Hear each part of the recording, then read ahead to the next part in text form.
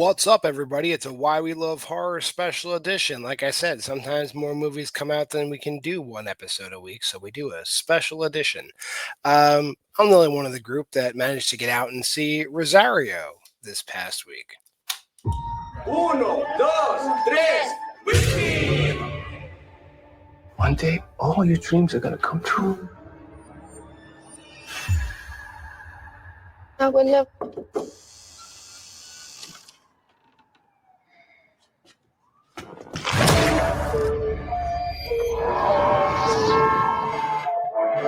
Not now. Winter storm appears to have changed course. Experts are recommending to stay indoors. Sí, abuela. No. Hello? Your grandma, she's no longer with us. She passed. Was she ill? She's an old lady. She's falling apart, you know. Here we are. Be down the hall.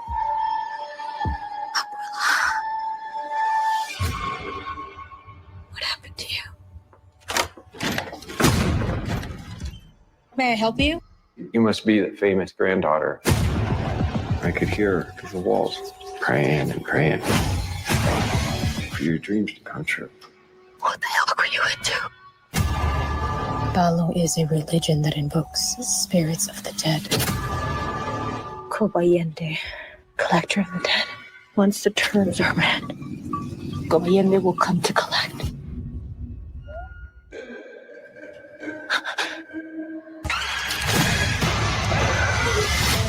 I'll probably put some curse on me before she died.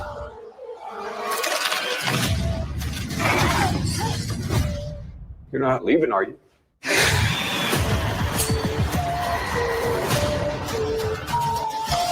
I'm ending your curse. What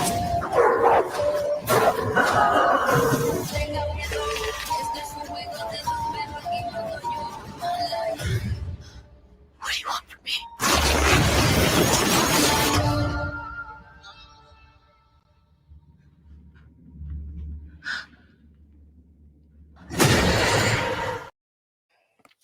Let's get right into it. There's a lot of criticism about this movie. I'm going to touch on that first. A lot of people are like, oh, it's like a wannabe Sam Raimi movie. And I guess. I mean, it does borrow from Drag Me to Hell, definitely. And it does borrow kind of the tone of like Evil Dead, but it's not like it doesn't have any of like the Sam Raimi like trademarks. It's not like trying to be funny. So it's really hard to like rip off Sam Raimi and like not be funny and not be like jaunty. So while it's thematically Raimi-esque of certain movies, I wouldn't say it's a full-on rip. If anything, it's like a serious homage to certain things that Sam Raimi does in his movies. That's about it, and I personally wasn't offended by it. This movie follows Rosario, but she doesn't like to be called Rosario because she's an American, Rose. Her family, however, they're first-generation Mexican-American immigrants that came here. They did not come here. What great times to have this movie come out. They did not come here legally. They had a very, very difficult spiriting across the border that is touched on, but they're happy to be here now, and they're happy to be putting roots down now in America. And all they want is for Rosario to be successful, and therein lies the problem. Because let me throw up spoilers. Grandma, as we see, her abuela Griselda, is into WillFromYMB, however, she's not doing it for anything bad. She's not invoking anything bad. We find out that other members of her family want success for her so bad that they're willing to touch grandma's shit. They touch grandma's things, and they make bad things happen. And I've already spoiled the ending of the movie. We find out at the end of the movie, it's really her dad loves her so much that he touched grandma's shit and invoked a demon. And grandma spent her entire life putting her blood in a bowl to protect Rose from this demon that's coming to collect. And when grandma dies, no one's left to stop this demon from coming, and that demon comes. I really did like this movie a lot. Amarad Tabia is the lead. I didn't know much of her. She hasn't really done much outside of like freeform shows and like romantic movies that are like Lifetime-esque. So I never saw her before, but she was good.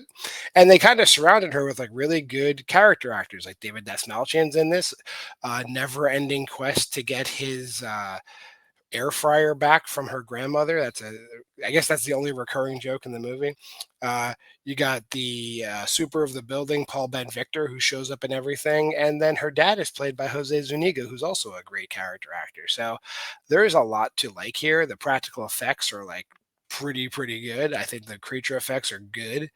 Um, and all in all, it's like, is it a story we've seen a million times before? Yeah. So this isn't going to be the greatest movie. They're not blowing my socks off, but this movie does not deserve the hate it's getting. So let's just wrap it all up and let's go into these ratings.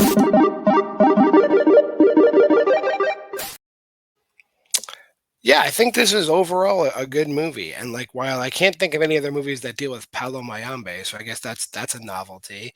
It's adding to the supernatural subgenre that we like. And I don't understand the hate. I don't understand the people saying it's ripping off Sam Raimi. It doesn't. Like the way the creature effects even are, like doesn't it's not even in the same like presentation realm. If anything, it's very generic, I guess, in compared to Sam Raimi.